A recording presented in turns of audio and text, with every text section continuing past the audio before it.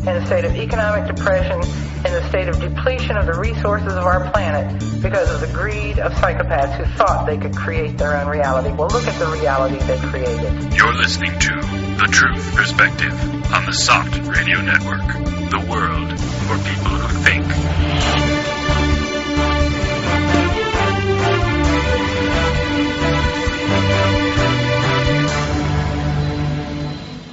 Hello and welcome to The Truth Perspective on the Soft Radio Network.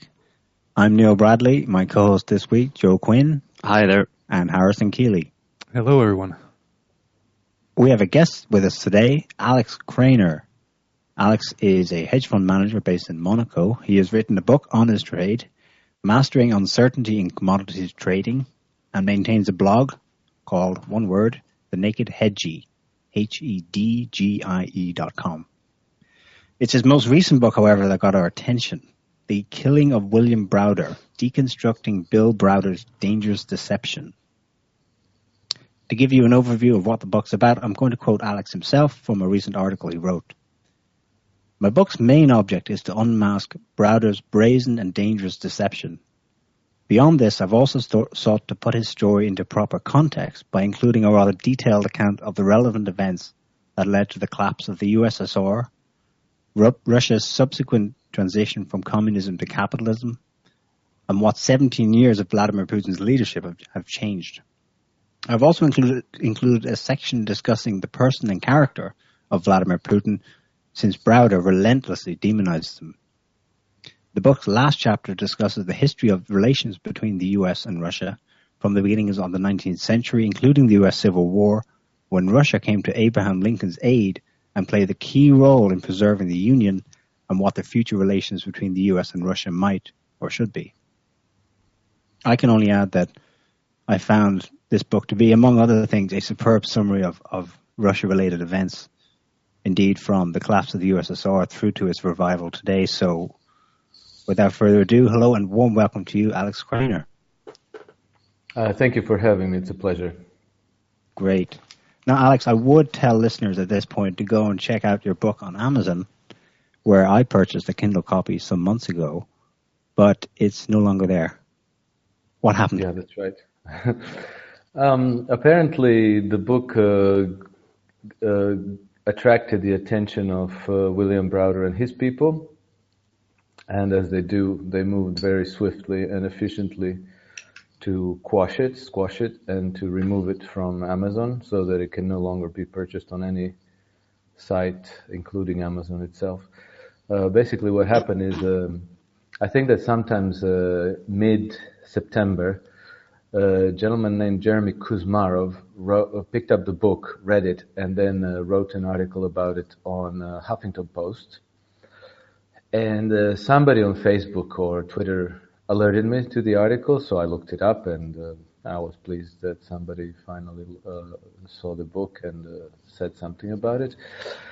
But within hours, literally, the article was pulled down, and I think at that point Browder and his people were alerted to the book's existence, and within a week, pretty much, I was contacted by CreateSpace. This is Amazon's publishing arm, and they told me that they suppressed the book because a party claimed that the book may contain defamatory content, and the party was Bill Browder's legal representative, Jonathan Weiner.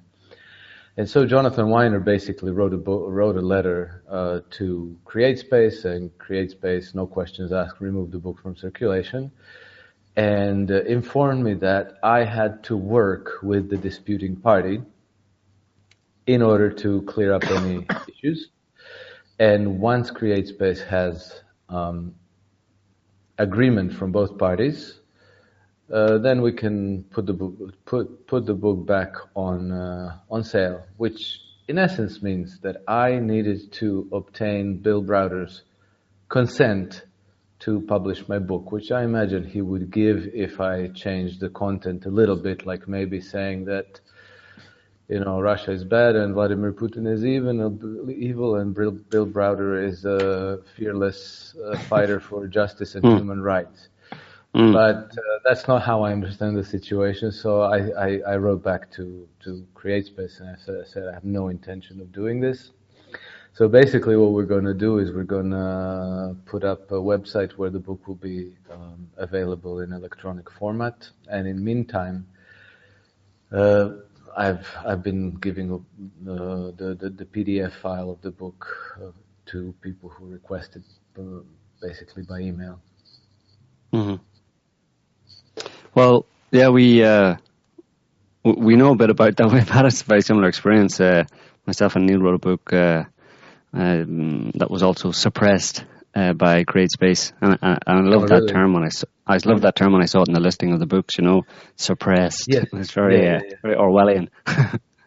Yeah, it's very Orwellian, and I think that in the normal functioning of the justice system, as I understand it, if some book defames somebody in an unjustifiable way, then that somebody should probably have a recourse against the author, taken to court, perhaps have the court provide proof in court that the content is defamatory and that it's untrue, and then perhaps with the court documents, with the resolution, with the judgment, go to the publisher and say, okay, this book can no longer be published. It's published. It's telling falsehoods to the public. But here, apparently, if you can afford a lawyer, right, you're good. They just take it down, no questions asked, and it's down to us authors to beg for permission to print from the people that we write about. So I think that's a little bit absurd. Yeah, it's totally absolutely absurd. Or in your case, to effectively publish it for free, they at least ensure that you do not derive income from it. Exactly. Which I think that if I am lucky that I don't I don't depend on the revenue from the book sales. I think that if for an author who depends on that revenue, this is extremely horrible, intimidating, and so I think that if this system is left to exist as is, it will lead to self-censorship. People will just write about kittens and and how evil Putin is. Irrelevant stuff. Yeah, and obviously everything that the establishment approves of, how evil Putin is and how bad Russia is and how we need to go to war against them for some good reason. All right, well,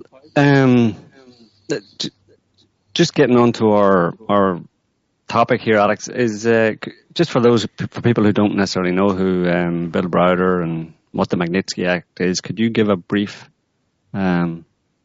rundown, and then we can get into the details? Sure. Yeah. So Bill Browder was an American citizen originally, who went to Russia in the mid 1990s, in '96, set up a hedge fund called Hermitage Capital Management, which eventually became the largest foreign-owned hedge fund operating in Russia and investing in Russian stocks and bonds. And he got kicked out of Russia in November of 2005 with the explanation that somebody in their state security apparatus declared him a national security threat. And from that point, he went from one of Vladimir Putin's loudest cheerleaders to one of his fiercest critics, or as he likes to call himself, Vladimir Putin's enemy number one. And his activism kind of gathered steam starting in, I would say, maybe 2010 or so. And he started lobbying the United States Congress to pass the Magnitsky Act. And the Magnitsky Act is a piece of legislation that ostensibly sanctions a group of Russian officials who were deemed to be involved in the death of Sergei Magnitsky. Sergei Magnitsky worked for William Browder in helping him set up a network of Russian legal entities, companies through which Browder's fund invested in Russian companies. And this setup was intended to minimize Browder's tax bill. Mm-hmm. But on review, it turned out that the scheme that Magnitsky set up was illegal in Russia. And so Russian courts ruled that Browder's companies owed additional taxes. Instead of paying the taxes, Browder bankrupted the 2 or 3 entities in question, which triggered investigations in Russia, first at the local level in this region called Kalmykia, where the entities were registered and where they were entitled to beneficial tax treatment, and subsequently at the federal level. These investigations ultimately led to a warrant for Browder's arrest. He was tried in absentia in 2003 and convicted of tax fraud, I think to 9 years in prison. And Sergei Magnitsky was detained in 2008, I think, or 2009, in these investigations. Sergei Magnitsky ended up dying in prison after about 11 months of detainment. But he was not found innocent of this tax fraud. Now I'm careful in choosing the words I use to describe this, because there are certain legal finesses of the Russian legal system which I took pains to understand, and I do understand them, but it will be a bit complex to convey in this brief summary. So basically, I'll just say that Browder then took up the Magnitsky cause, and pretending that Sergei Magnitsky was his lawyer who uncovered a tax fraud for which Browder accuses the Russian state actors. He said that then Magnitsky, because he uncovered this tax fraud, was arrested and killed in prison, so to keep him, to shut him up. Mm. And so from there starts his whole big lobbying effort to convince Western government that there's massive infringement of human rights in Russia, that his lawyer, Sergei Magnitsky, was killed in a Russian prison, that he was beaten by 8 police officers in full riot gear for 1 hour and 18 minutes until he died. And that that the United States, simply out of moral rectitude and superiority, had to sanction this in order to support human rights in Russia. I think, to my mind, there's only one possible explanation for the Magnitsky legislature, which not only passed U.S. Congress in 2012, but also now in Canada, in I think Latvia, in the European, Council of Europe, and in Canada, if I didn't mention. Mm-hmm. Basically, I think that what it does is it throws up legal barriers to Russian investigations into all these frauds and theft of Russian property. So basically, that's where Bill Browder fits. He's the former hedge fund manager who ran into legal trouble in Russia, and he turned the tables on Russians, and he's trying to accuse them practically of the exact same things that they have convicted him of. Well, you mentioned at the beginning of your explanation there that Browder had transformed from one of Putin's biggest supporters to one of his biggest critics. Now, I thought that was a very interesting bit of the story. Maybe could you talk a bit about Browder's initial public statements on Putin and Russia, and how and why they changed, and maybe you can talk about your personal interactions with Browder as you do that. Yeah, sure. Well, yeah, that's exactly the interesting thing, because let's say prior to meeting Browder, and when I say meeting Browder, I don't want to imply that he and I met. I was just he was making a presentation about his fund and his investing, and I was one of maybe 20 or 30 people present at the event. And the thing that was remarkable for me, because I think that up to that point I just essentially kind of passively believed the narrative about Russia as I received it from the mainstream media, reading Western newspapers and watching television news, So I had a very negative perception about Russia, and I also particularly had a negative idea about Vladimir Putin. And then I went to Browder's presentation, almost by accident, and this was the first time in my life that I heard somebody authoritatively speaking about Vladimir Putin in positive terms. And so what I mean to say by that is that Browder was walking us through his investment strategy, which was essentially to research and then publicize corruption in major Russian corporations, in order to boost their stock price. So basically, he would invest in Russian companies. He and his team then investigated the corruption and exposed it, with the idea that once the corruption is cleaned up, that the value of the stock shares would go up. So he explained how every time they exposed corruption at these major companies like Gazprom and UES, the electricity monopoly, and Sberbank, Vladimir Putin's government would come in and they would take measures to clean up the corruption. They fired, in some cases, the executives and changed the executive suite.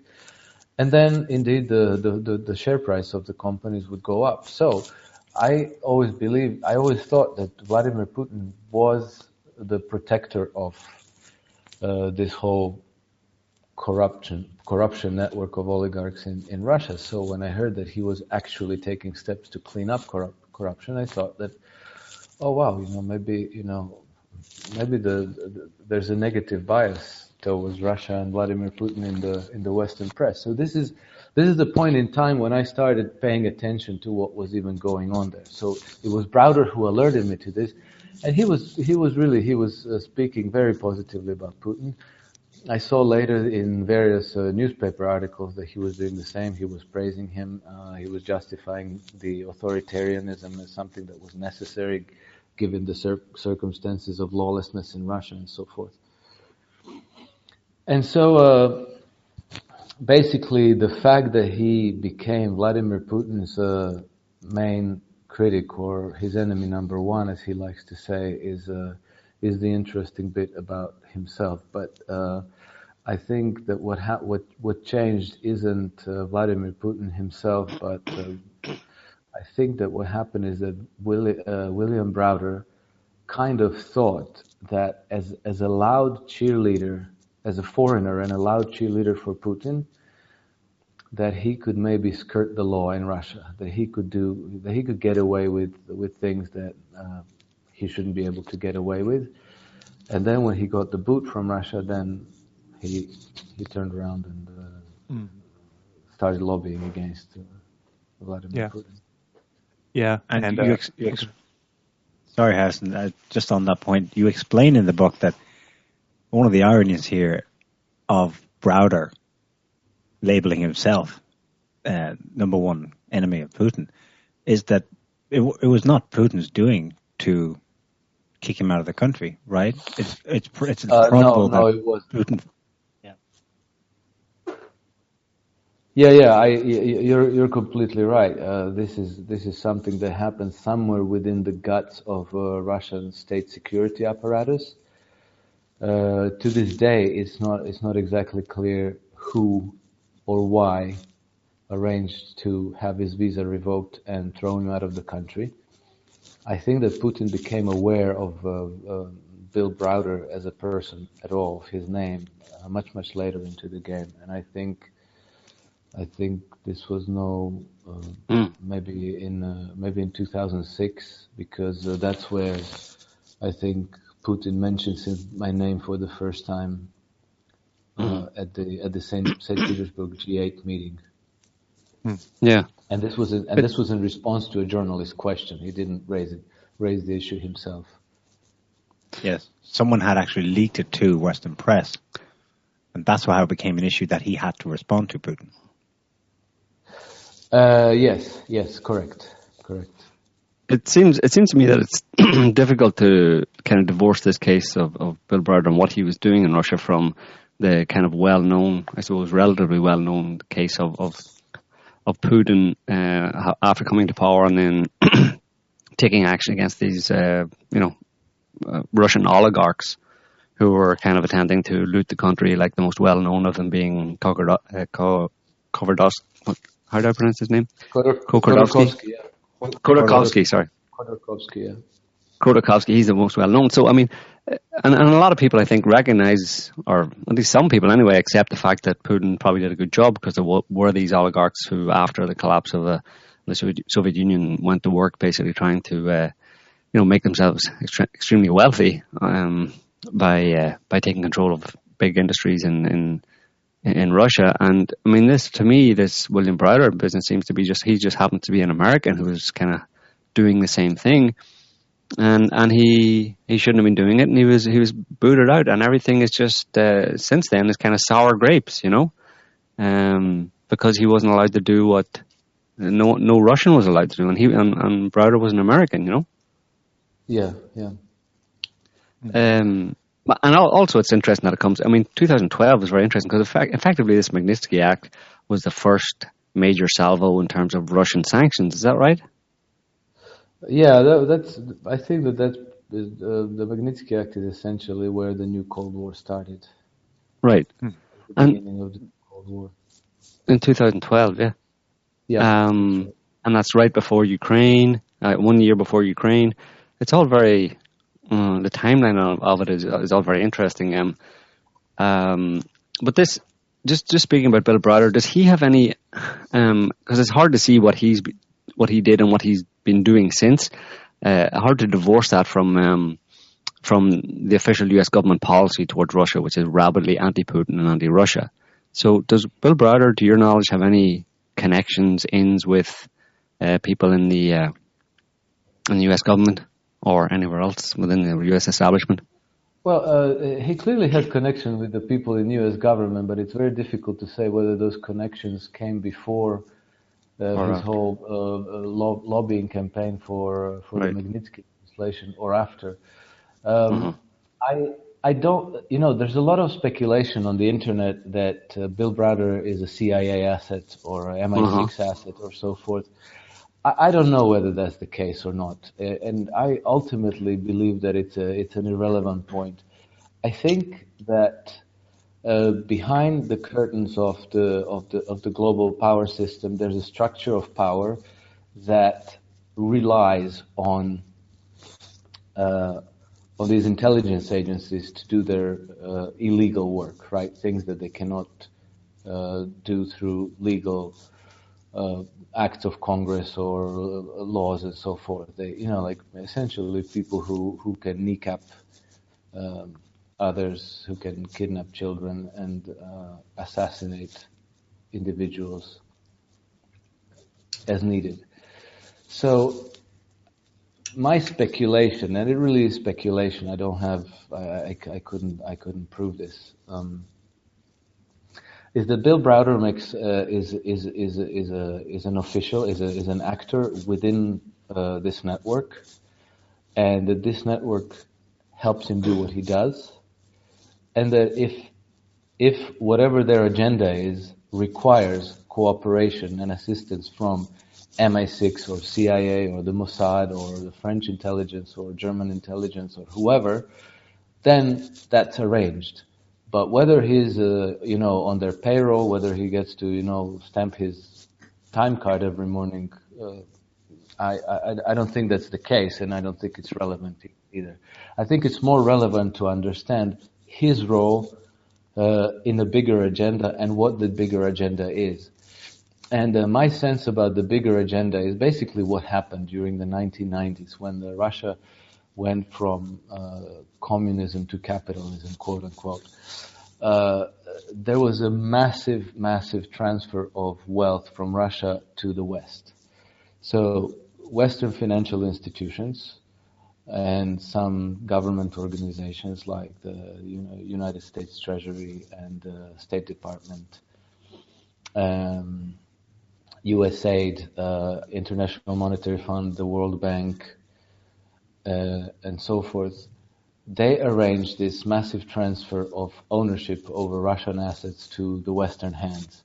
Some of it illegally, some of them legally, but they so completely infiltrated the Russian government that they made laws that suited this purpose. And so between 200 and 600 billion, depending on who you ask, between 200 and 600 billion of Russian assets were moved to Western ownership. And Wow. Bill Browder himself made, I think, maybe $100 million, maybe a few $100 million, for himself, right? But the reason why his ability to frustrate Russian investigation of this tax fraud and theft of Russian assets that he was involved with, at the same time protects all of the people and organizations like Barclays Bank and HSBC and Bank of New York and who knows who else. It's creating legal immunity from prosecution for all of them. So not just Browder's few hundred million, but up to 600 billion of stolen assets. So that when Russians go to Western courts, they are obstructed. Because what happens if Russians hire, let's say, high street legal teams to investigate these things? They will depose actors in events. They will depose witnesses. All of these depositions will go on records. There will be freedom of information requests made. So a lot of documents are going to come out in the open.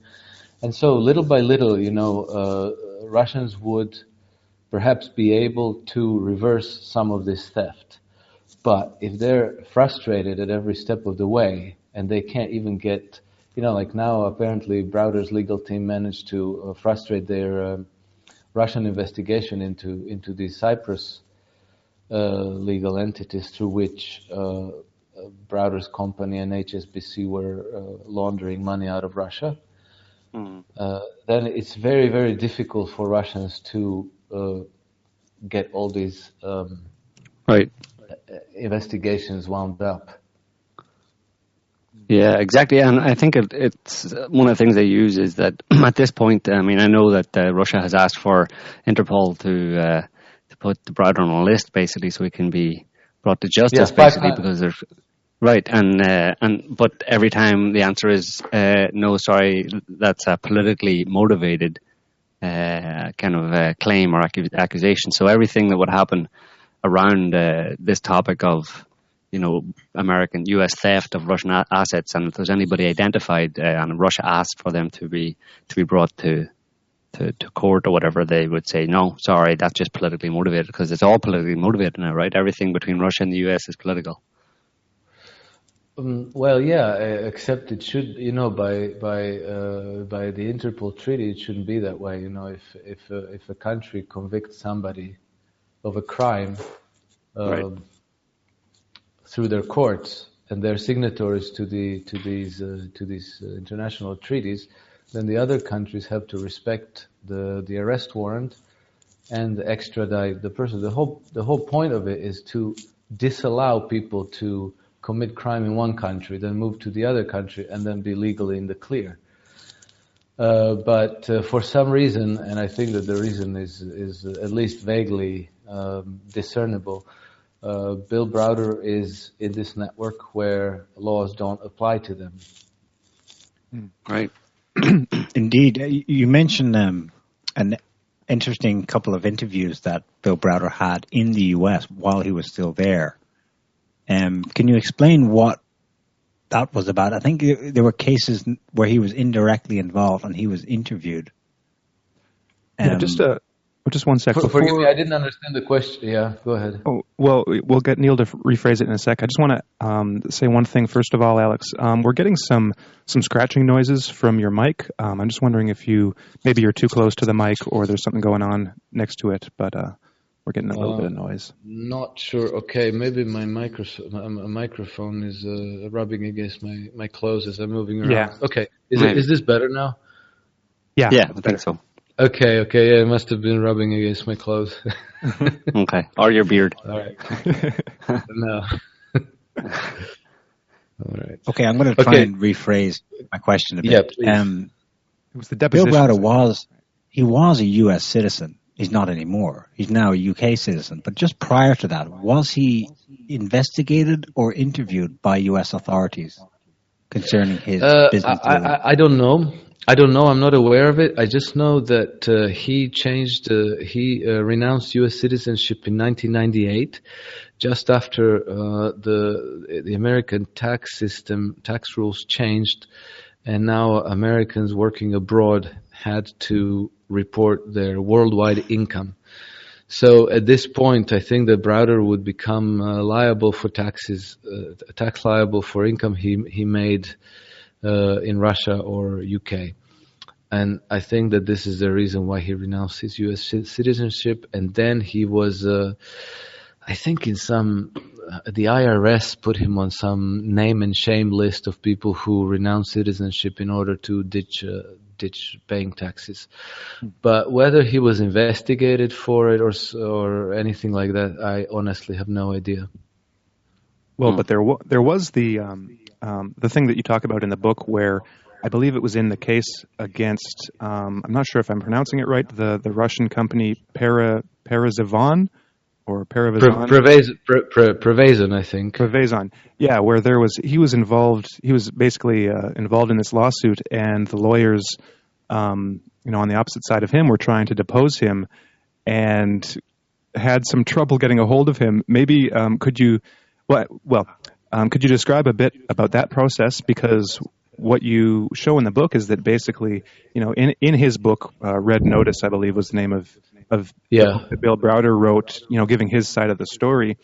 That was pretty much the only thing in the public domain where people could go for information on it. And of course, it's the kind of go-to source for anyone in the Western media or any Westerners in general. But then when he was deposed, a lot of things ended up being revealed in this deposition that kind of brought into question a lot of the things that he wrote in his book. So maybe you could talk a little bit about that deposition process and the kind of things that were exposed once he was eventually deposed. Yeah. Okay, so basically this was a case of United States versus Prevazon Holdings. Prevazon Holdings was, or maybe still is, a company owned by one Denis Katsev, a Russian national. He was the son of the CEO of Russian, how do you call it, the rail network in Russia.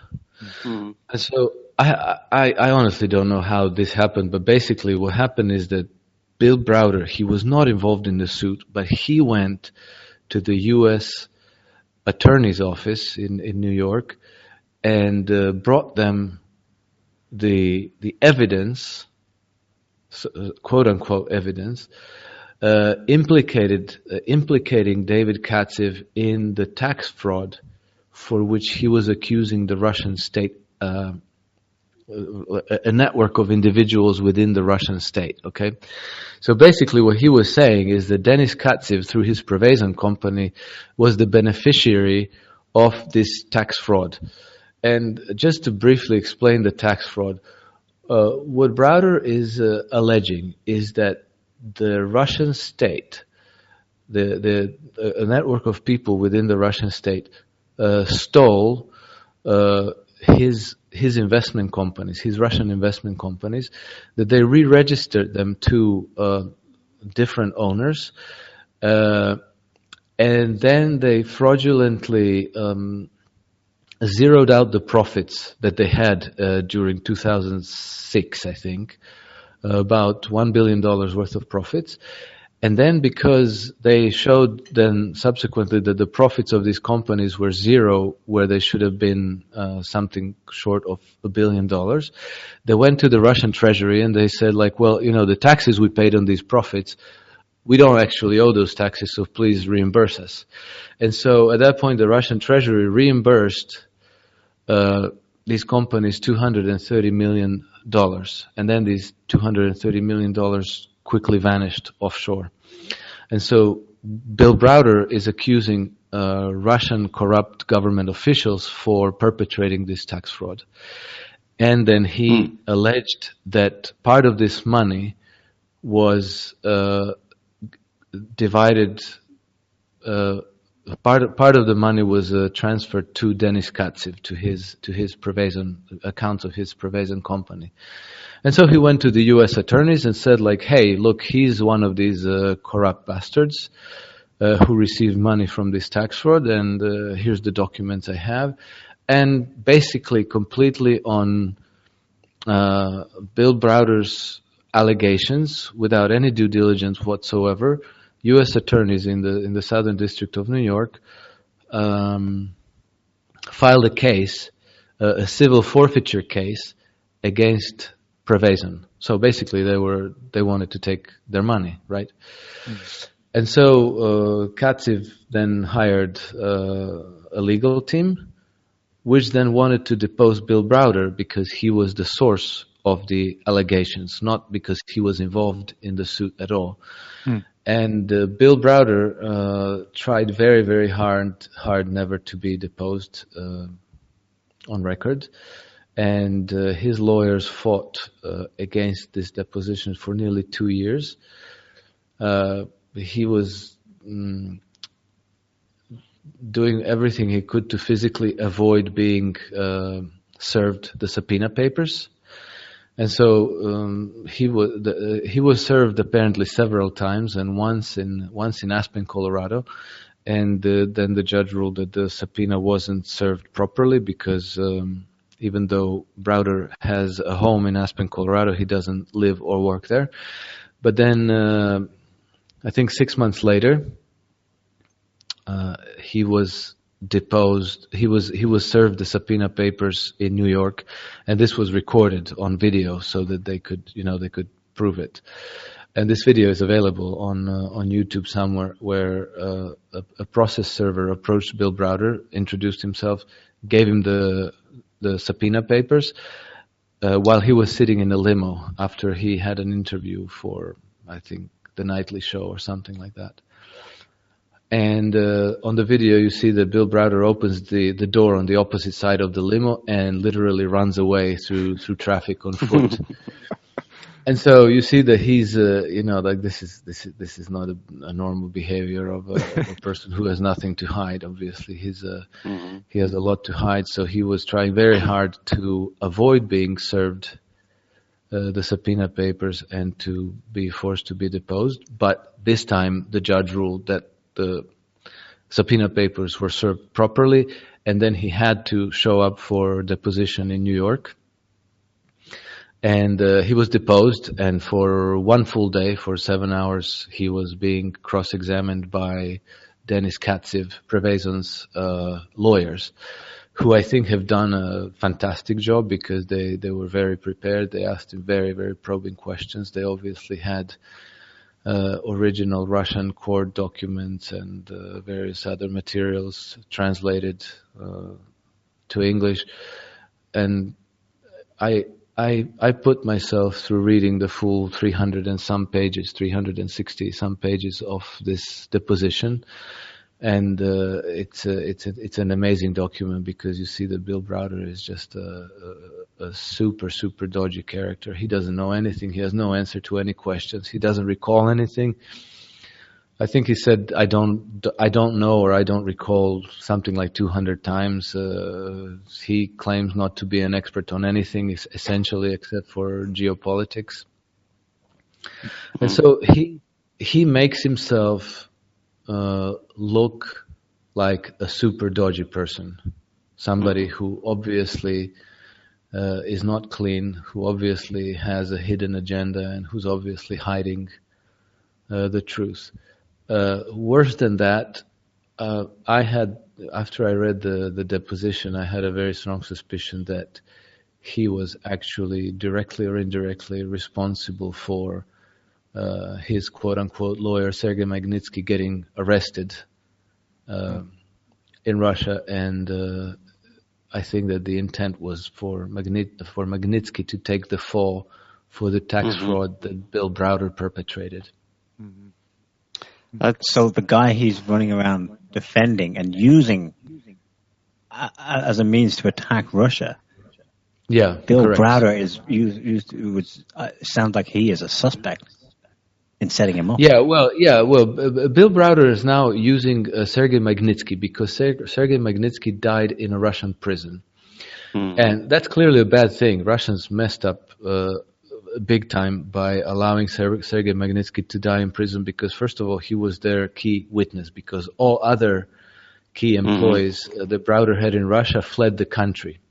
Sergei Magnitsky is the only one who didn't, and I think that the reason why he was detained and arrested was so that he wouldn't escape as well. But now that Sergei Magnitsky is dead, essentially Bill Browder can say whatever he likes because Sergei Magnitsky cannot say his side of the story. And basically he misrepresents Magnitsky, first by claiming that he was his lawyer, second by claiming that Sergei Magnitsky was the whistleblower in the tax fraud that Browder claims corrupt officials in Russia perpetrated. And third, he claims that Magnitsky was killed in prison. He wasn't killed, he died apparently through medical neglect. The story about him being beaten by 8 prison guards in full riot gear for 1 hour and 18 minutes turned out to be impossible, because where Andrei Nekrasov tried to make his documentary following Bill Browder's narrative, that was one of the first clues Nekrasov had that something was wrong with the story, because they went to film in the very cell where Magnitsky died. And so when he prepared his 8 riot gear police officers to bust into the cell and beat Magnitsky to death, he realized that he couldn't possibly fit 8 policemen into the cell. And he couldn't fit even 7. And so there was like, these people couldn't enter the cell, let alone spend 1 hour there beating on poor Magnitsky. And so anyway, Browder is using this narrative to pretend that he is persecuted politically in Russia, and that his actions are predicated on getting justice for his lawyer. And I think that his whole construct is false. Was there any evidence, or do you think that Magnitsky died as the Russians say he died? Well, okay, so on the account of him being beaten to death, even Magnitsky's mother, who saw his body after he died, doesn't support this. She said herself, no, he wasn't killed, he wasn't beaten. He died because he had certain health problems that went untreated for too long. And then like when he died, he was shown the photographs of his body, and she was given the whole file. And the only injuries that are evident on his bodies are bruises on his knuckles and lacerations on his wrists. And bruises on your knuckle, you can have that from punching an object, right? You could, if you're in prison, you're in pain, you're frustrated, you might punch the door or the wall. whatever. So you'll get your knuckles bruised, right? And lacerations on the wrist could be obviously from handcuffs, which he was wearing when they were taking him to court and here and there. And if 8 Riot Gear police officers beat him for an hour and 18 minutes, as Browder claims, they wouldn't just beat him on his knuckles and his wrists, right? They would his whole body would be bruised. But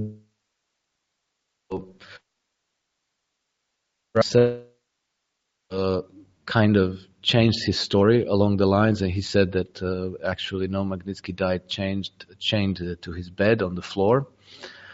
But he, I think he got caught in one too many lies, and so his story keeps kind of subtly changing.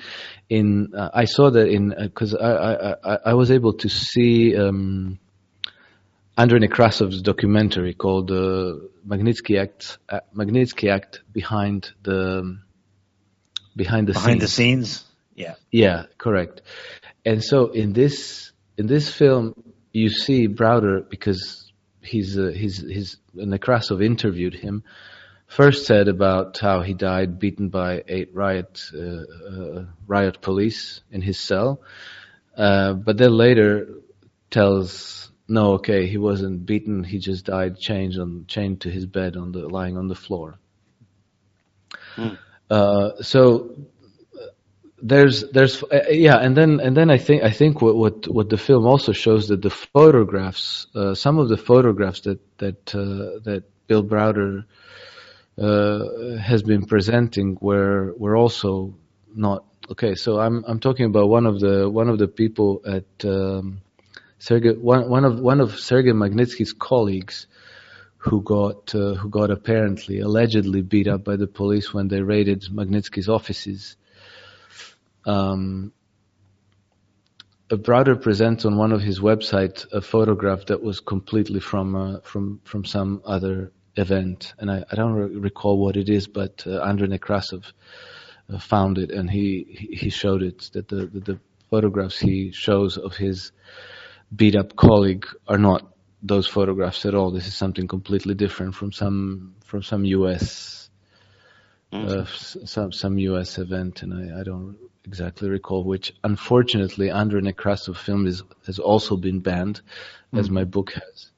So it's another thing that you can't tell your listeners where to go and see it, because it's unavailable.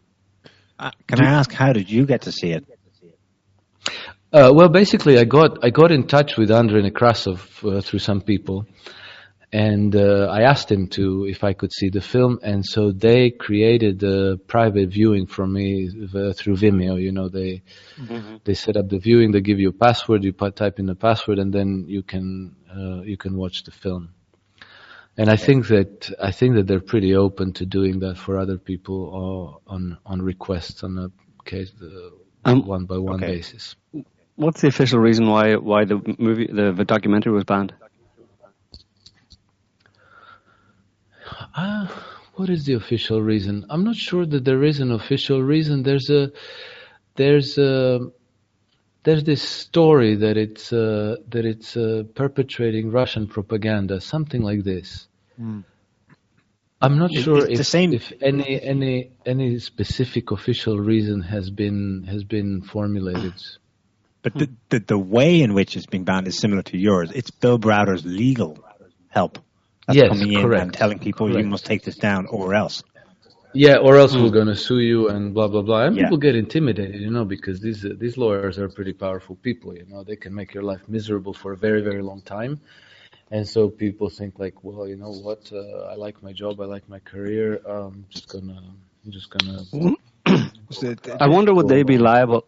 Yeah, I wonder if the documentary makers, Krasov, would be liable if someone else hosted it, or if it would be only the people who are hosting it. I think that their reason is because they to make this documentary, they took money from various organizations. Like I don't know what organizations they are exactly, but they're various human rights and blah blah blah. Because the way Nekrasov started, Andrei Nekrasov, the filmmaker, was a critic of Putin's government, and so when he approached this whole project, he believed Bill Browder's narrative, right? So he believed that Bill Browder was politically persecuted by Putin's government. And so when he started making the film, he followed Bill Browder's narrative. And I think that some of these organizations that gave him money to make this film kind of financed him with the idea that this is going to be an anti-Russia film. And so now they are not letting go of the film. So if, I think that they are disallowing Andrei Nekrasov and his team to just put the film on YouTube in public domain and let people see it. They are demanding to be repaid for the money they gave for the film, which is, I don't know how much money, but a substantial amount of money. And Andrei Nekrasov cannot meet that payment. So under the guise of retaining their intellectual property, they're not releasing the film. Well, the solution to that for Andrei Nekrasov is buy them out. No, it's just in the internet age now is that the documentary somehow gets hacked by Russians or something, I don't know, somehow or other gets on the website. All you have to do right. Russians are very good at hacking. We know that. Yeah, exactly. So we can use that and say, listen, and I mean, you could give it to someone like us, and we can put it up on various different places on the internet, and then it spreads, and someone wanting to take it down has a big job to do to get everybody, to get all of it removed from the internet, So if he really wanted to get it out there, he could, I suppose you could. It would be very difficult because, okay, so when they release the film for an individual viewing, there's like a watermark throughout the whole film. There's a watermark across the screen that states your name. Okay.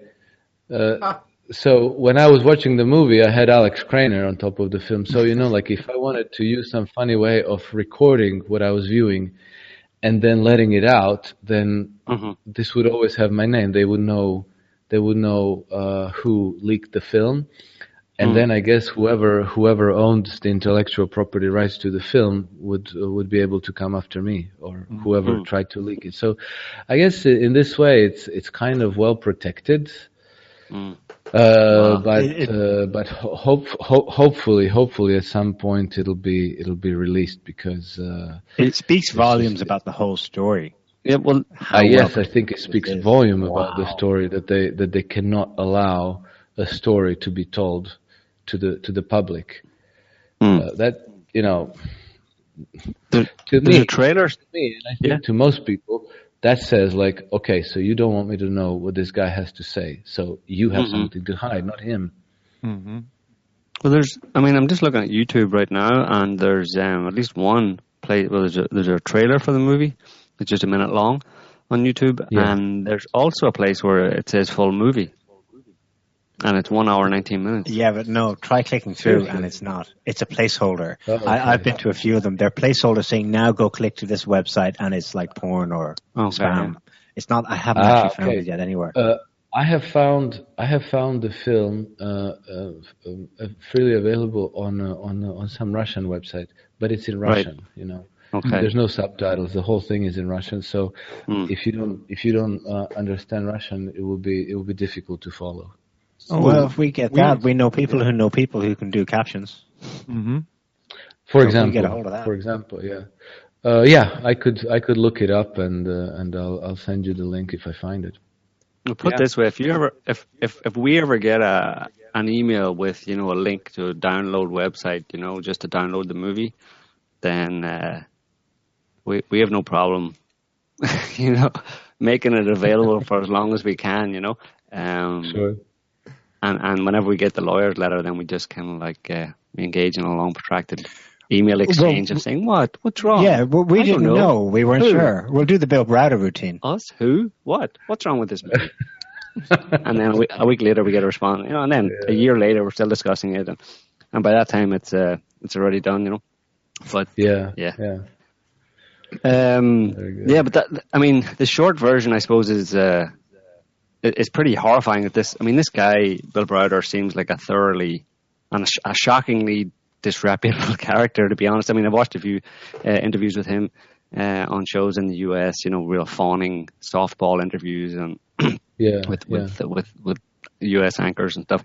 But the idea that he would have basically got the $230 million back from the Russian government as undue taxes, and then that goes offshore, and then he turns around and accuses the Russian authorities or Putin or whoever of actually stealing that money when it was him who stole it and his affiliates who stole it, and then also organizing the arrest potentially of Magnitsky and therefore being liable in his death, and then turning around and appearing with Magnitsky's wife and saying, "Oh, the evil Russians." This guy is talk about having no scruples and no morals at all. And the guy just doesn't ring true. Look, this appears to be the case, and I can tell you because I don't know him in this sense personally, but ever since I published the book, a variety of people have contacted me, and one of the people who contacted me is a hedge fund manager based in Russia who told me that he knows Bill Browder, that he has worked with him personally in the past, and he told me, look, I can tell you this, I'm not going to use the effing word, but he said essentially that he's the most evil person he has ever worked with in his entire life. Mm-hmm. And so I don't know, I didn't ask why and how and what, but it definitely everything taken into account, we're not looking, we're not dealing with a nice person, definitely. Yeah, and he looks like he comes across as a bit of a, he comes across as a liar basically, because his claims that he likes to repeat about Putin being Putin getting a lot of this, having enriched himself in the way that Browder enriched himself basically through corruption and Russia. He claims Putin did this. Did somebody just get shot?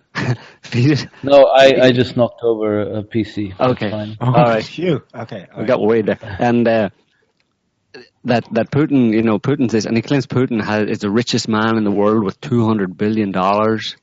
And, is it only 200? I thought it was 400 billion. Well, he makes it up as he goes along, and he also saying, he was speaking to some guy in some news show in the US. He says that, whenever the US passed the Magnitsky Act, he said Putin went completely crazy. Because this, how does he know Putin went crazy? Putin doesn't seem the kind of guy who would just go crazy. He presented this image of Putin just freaking out and wrecking the room or something because of the Magnitsky Act.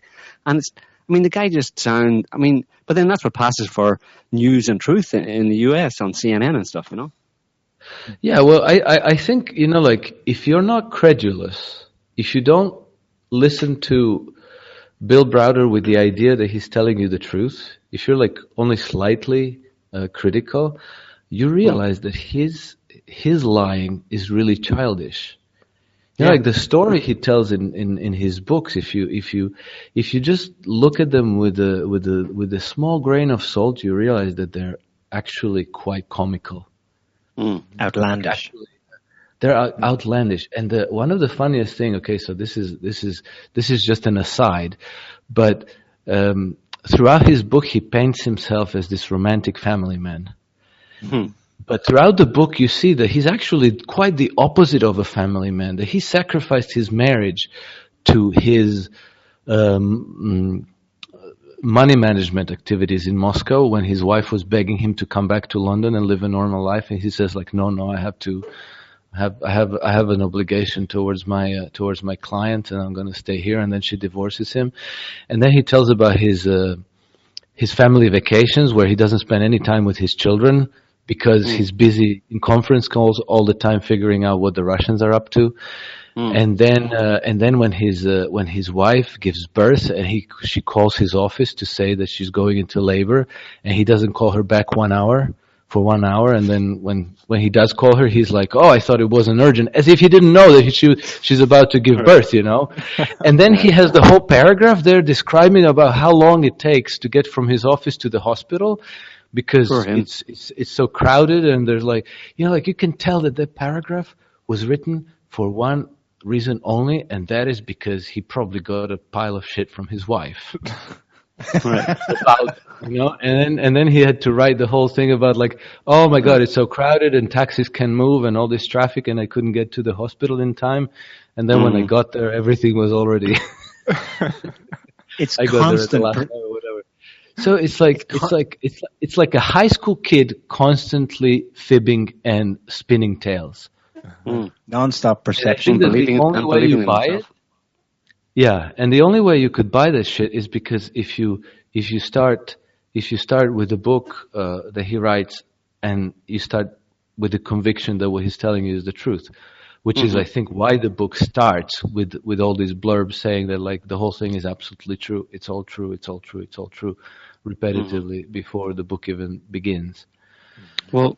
And I think that this is why the book has been so effective, because I think that they've been very, very clever in getting people to kind of willingly suspend disbelief. Yes. Well, they say that the best form of defense is attack, and he went on the attack by writing this book, promoting the hell out of it. That's certainly all over Amazon. Exactly. Yeah. Everyone who's in certain circles anyway knows about William Browder and his own self-written, self-authored glowing report. I mean, it's genius in a way. Well, they have willing, like Alex said, there's so many people in the U.S. government who are willing and eager to believe the story that he's spinning. Certainly John McCain and people like that are very, very happy to believe what he's saying. But it's not just there. Alex summarizes at one point. He writes, "None of Browder's allegations could stand up in a court of law." And I wrote as a note, but they do stand up without any objections whatsoever in the U.S. Congress and the European Parliament. Yeah.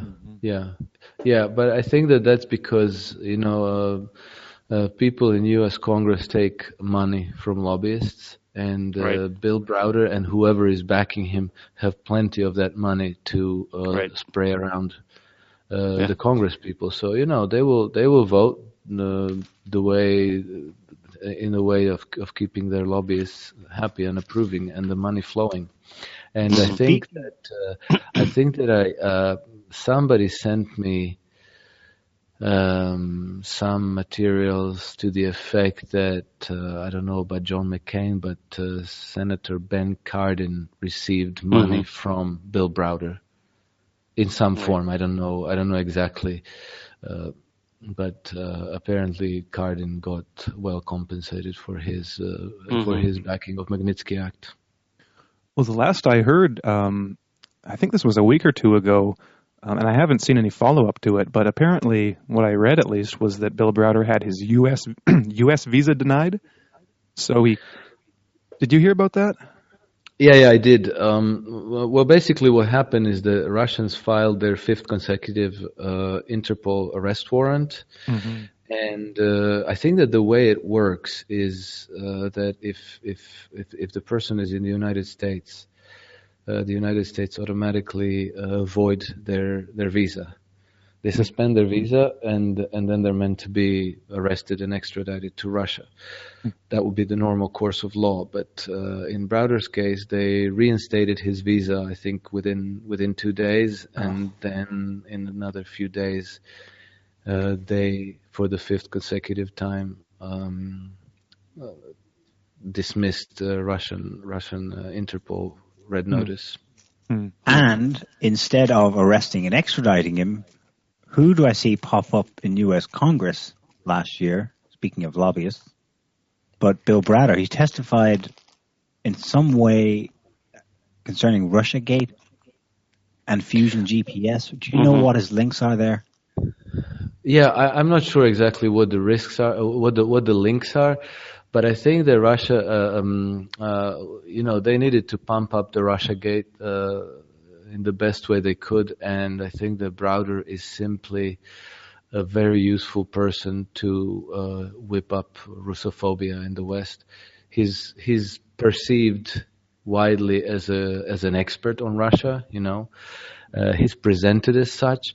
And then these friendly senators asking questions where he says things with, full 100% confidence, where he can, he goes into interpreting the mind of the Russians, the mind of Vladimir Putin, what they think, what their intentions are, what their agenda is, and so forth. And he's not challenged making stuff by up, anybody. Yeah, He's completely. Yeah, I think he's completely making stuff up, but he's not challenged on it, so may as well, Well, that's perfect. That actually probably suits the Russians very well to have someone like Browder inform Congress about the mind of Putin, because he's going to tell them stuff that's completely wrong, and they're maybe going to take action on it, and then they're going to shoot themselves in the foot probably. So, I mean, these people don't. It's kind of like Dunning-Kruger. These people don't know how stupid they are. They think they're intelligent, but they're really actually quite stupid. But I don't even know whether they're stupid or if they're cynical. If they know that what they're doing is wrong, but they're doing it anyway because it suits whatever purpose they care about. Mm-hmm.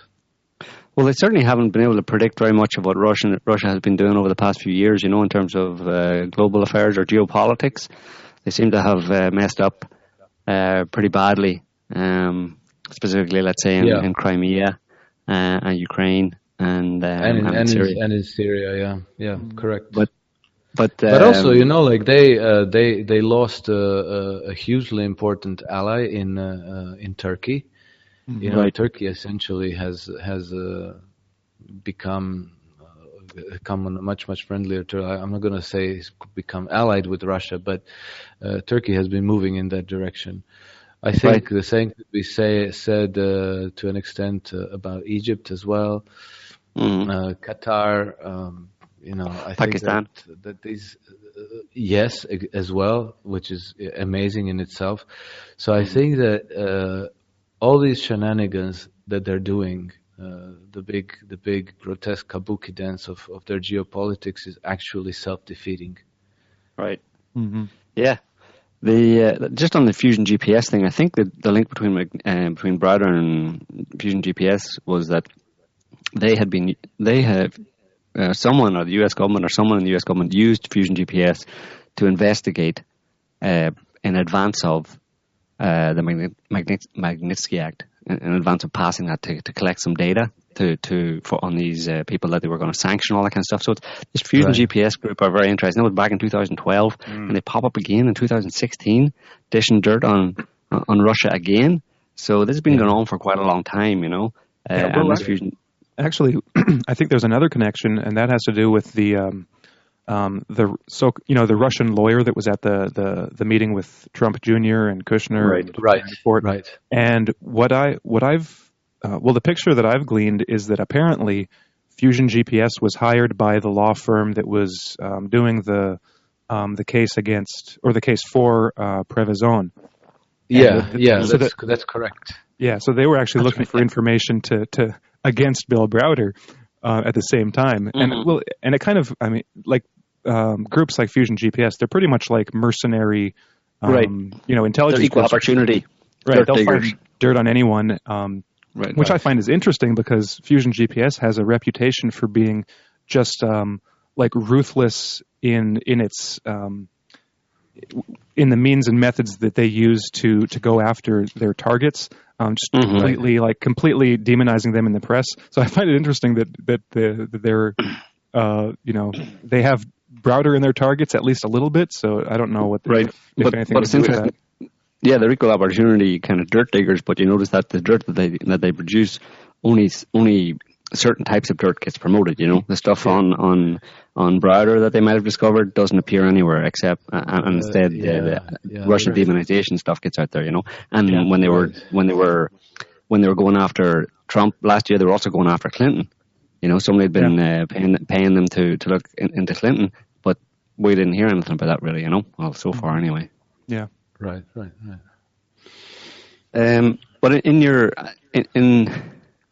in your book, maybe, and certainly in an article, a little short article you recently read about your book being banned on CreateSpace, you kind of made the point that you thought that the Magnitsky Act was and what Browder's been doing since is very dangerous in terms of launching this whole anti-Russian or Russophobia, whatever you want to call it, campaign.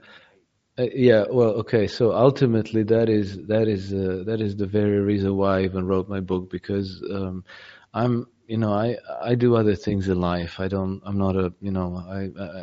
myself a hedge fund manager. I trade markets. I'm kind of busy, and the reason why this subject became very interesting to me is exactly because I think it's very, very dangerous. I'm Croatian originally, right? I grew up in Croatia. We had a war of secession in 1991. So Croatia used to be part of Yugoslavia. It was one of the 6 federal republics. And throughout the 1980s, I remember I was a teenager at the time, there were tensions, tensions between various republic and the center in Belgrade. And so, the political events are going towards, let's call it decentralization of the country. So, the center wanted to centralize it more tightly, and all the republics wanted more autonomy and freedom from the center. But I think that to the very last, most people, I certainly among them, never believed that war was possible, because you just thought that would be so crazy. Nobody wants war. Why would anybody want a shooting war between Croatia and Serbia and whoever? And so, and I think that this mutual demonization that took that started between the Serbs and Croats and the Slovenians and Muslims and so forth, I think that nobody took it quite so seriously to think that this could actually land us in a shooting war, but it did. And I think that even only days before the war broke out, I think if you polled the people, majority would say, no way, never is there going to be war here. And so when I looked at this relentless demonization of Russia in the West, my experience instructs me that this is kind of a build-up to war, because when everybody is convinced that Russians are bad, that they're dangerous, that they're coming after us, that they are they're to blame for everything, for stolen elections, for Brexit, for Catalonia, for everything that goes wrong. First, it distracts people from the real problem, but second, it implants this idea that Russians are constantly plotting against us.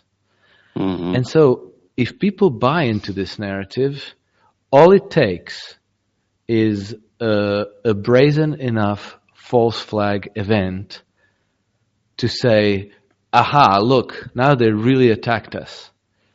And at that point, you will have enough people who will be incensed, who will be ready to fight, and who will give their consent to a military confrontation. And I think the military confrontation between Russia and the West would be devastating. And I think that the going back to when I mentioned that Browder is part of this network, power network that actually pulled the strings in the West, I think that this is the very power network that would probably has the most to gain out of a military confrontation between West and Russia. So they are pushing it in that direction.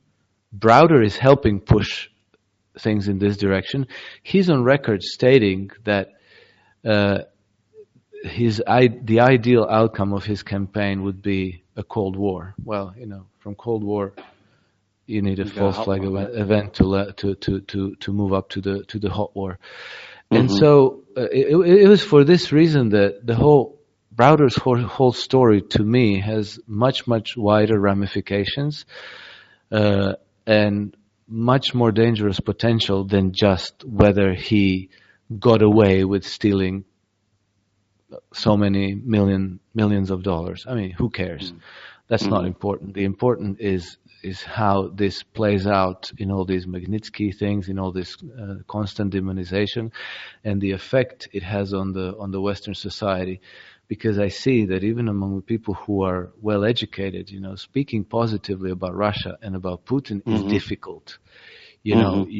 People raise their eyebrows, thinking it's like, well, but he's a tyrant, but he kills his opponents and journalists and so forth.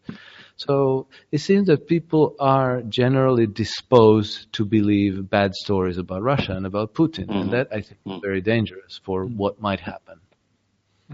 Yeah, absolutely. I mean, it's a good point, and I think you could even say this. I mean, like Browder claimed that Putin went crazy when the Magnitsky Act was passed, but I think that's probably nonsense. And I think, as is the case with other sanctions, this doesn't really bother the Russians at all. And the people who are passing these sanctions are that they have an ulterior motive. They know that they're not really going to hurt Russia that bad, but it's more in terms of the knock-on effect or the propaganda effect of if we pass more sanctions against Russia, it spreads the message that Russia is still enemy number one of everybody in the world.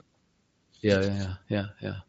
And I think it also in reality it undermines the economic linkages between countries, right? Because like if German companies, French companies, British companies, Polish companies, and so forth do a lot of business in Russia, then you're going to have a lot of executives, you're going to have a lot of employees who are going to think like, no, we don't want to have war. This is right. We have good business with Russia. Why would we want to go to war? Whereas if you start to tear those bonds apart, then there's much less opposition to war years down the line. Yeah, and even those economic ties would involve direct personal ties between Europeans and Russians, and they would get to know them. Exactly. And it would be much harder to demonize people get to know each other. Exactly. Yeah. Well, Alex, one of the things about your book that I think goes some way to, if not remedying the situation, then at least providing a different viewpoint to offer to people, to basically let them know what's really going on, is the two chapters you've got in there. One is the last chapter that talks about the history of U.S.-Russian relations going back like 200 years. And the other one is just a short chapter about Putin himself. And I think that when you present basically the facts and the facts about the last 17 years with Putin in charge of Russia in some form or another as president or prime minister, you get an idea of the kind of man he really is and what he's really done for Russia. So maybe to close out the show, maybe could you talk a bit about what Putin has done, in the last 17 years to really change, what the way Russia was, especially in the 90s, and maybe just a bit about Putin himself and why, all those stories we read in the news are just, a bunch of hot air.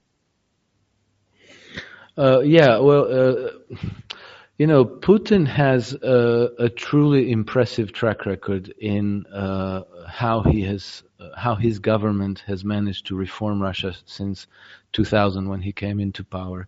And basically, when he came into power, he took a lawless state, which was one of the most corrupt countries in the world, on the verge of coming apart at the seams. There were regions and republics that were ignoring the laws passed in Moscow. They were not even sending tax receipts to the federal treasuries. The local governments who completely ignored the dictate from the center and so forth, and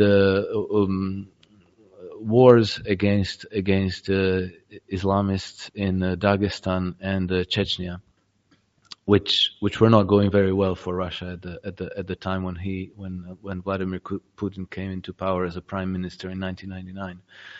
And so he managed to preserve Russia as a unitary country, but more importantly, he has his government has led a dramatic improvement in Russian standard of living.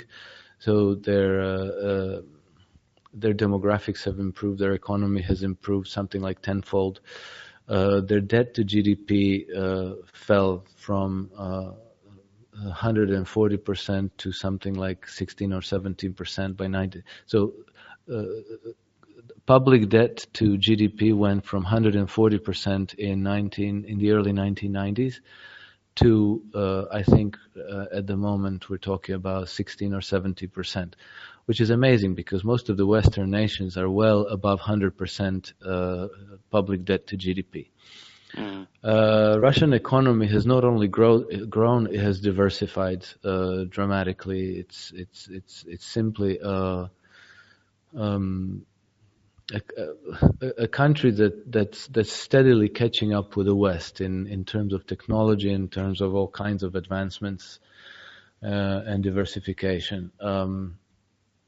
A Russian life expectancy, which fell to low 60s at the end of Boris Yeltsin years, has increased to, I think, 72 or 73 years on average, which is higher than ever for the Russian population, highest number in their whole history.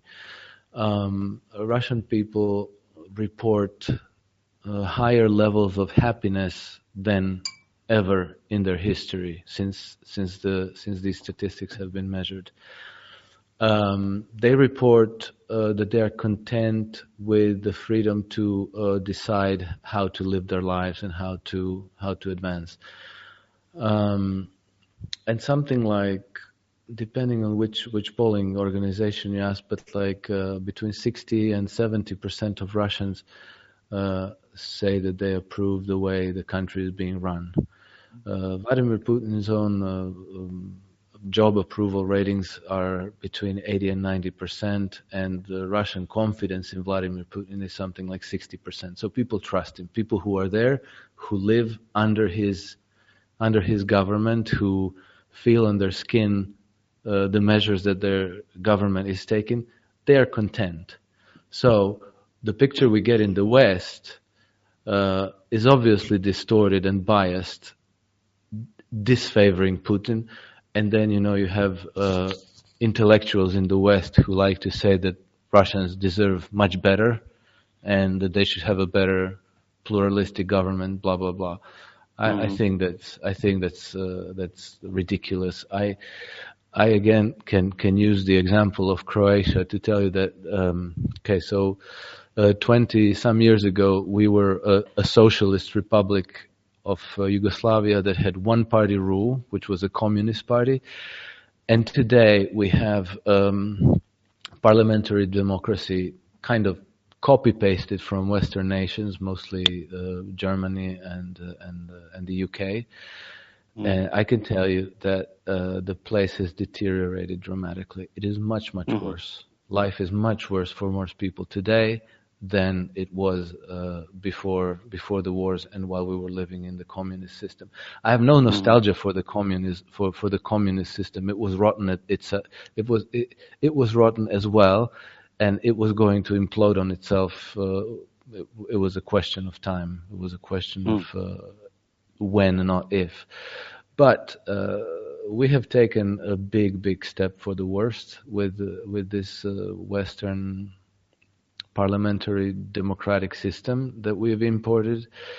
And so, if today Russia has an authoritarian government with a strong presidency where Vladimir Putin essentially rules the place as a sovereign, so what? If it works for most people, then it's a good thing. And today I live in Monaco, which is a principality which is run by a sovereign prince. Again, it's not a democracy, and I can also tell you that life here is much better than it is in most democratic countries in our neighborhood. So I think that if we take the maxim that you should judge people by their deeds, not by how people describe them in their through their rumor mill and through gossip, then we have to acknowledge that Vladimir Putin has done a very, very, very good job. In fact, it's very difficult to think of another leader who has presided over more impressive transformation of a society for the better. Mm. Have you been to Russia? Yeah, I have. I've been twice. I've been once in 2006. It was a semi-business trip, which didn't pan out, so it wasn't very successful. But I saw Russia, I saw Moscow and the surroundings in 2006. And I went again in the summer of 2015 to St. Petersburg on my own. I just went. I enrolled myself in a full immersion course of Russian language, and I did that because I just basically wanted to go there and kind of get the feel for the place, not as a tourist. If you stay in a hotel, it kind of every country looks about the same. You always get the same things. I just wanted to live in rent a room in somebody's a local family's apartment. Commute to school on a daily basis, interact with the teachers, with the students, and so forth, and just have a little taste of that life. And I enjoyed it. My sense of the place is that I could have been in any Western city. It's just simply said, it's a normal place. But what I saw is not normal, if I compare it to cities in the West, is that I didn't see any homeless people in Russia. I didn't see any beggars. I didn't see very many. I didn't see very many obese people. And the only obese people that I saw were actually Western tourists. So I think that in some way. Yeah, go ahead. I was going to say, did you get a chance? We have a question. We have a chat room going here of listeners, and one of them has asked, "Did you get a sense about the kind of influence on the spiritual manifestation of religion in Russia, or have you any opinion on that since Putin came to power?"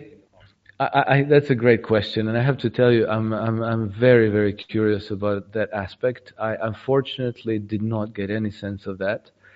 I would like to learn about that myself, because I'm half Serbian, half Croatian by my background. So one side of my family was Orthodox, the other side was Catholic. I kind of never learned about it to actually be able to tell you anything, because maybe the whole religion aspect was scrubbed out of our culture to a good extent. But I have the sense that there's something profoundly important in that dimension of social life, and I would like to know more about it. I just haven't had a chance to learn. Yeah. Well, I think that's as good a place as any to call it quits for today. So thank you once again, Alex, for coming on the show. For our listeners, the book is The Killing of William Browder, Deconstructing Bill Browder's Dangerous Deception. And as you know, while you can't find it on Amazon, we've got links to it in the show description, where Alex has provided the PDF. So until his website comes online, you can follow those links. Yeah, and with the website, there's going to be a different title. We decided to change the title to the Browder Hoax, the Grand Deception, something like that. Oh, great! So it won't go under the same title anymore, because just in case somebody finds the word killing in the title controversial, but the content remains unchanged. It was my pleasure, gentlemen. Thank you for having me. It was enjoyable. Great, and if you've got a few minutes, Alex, can you stay on the line, and we'll just chat for a little bit after the outro. Okay, sure. So thanks everyone for tuning in. We'll see you again next week. Everyone, take care.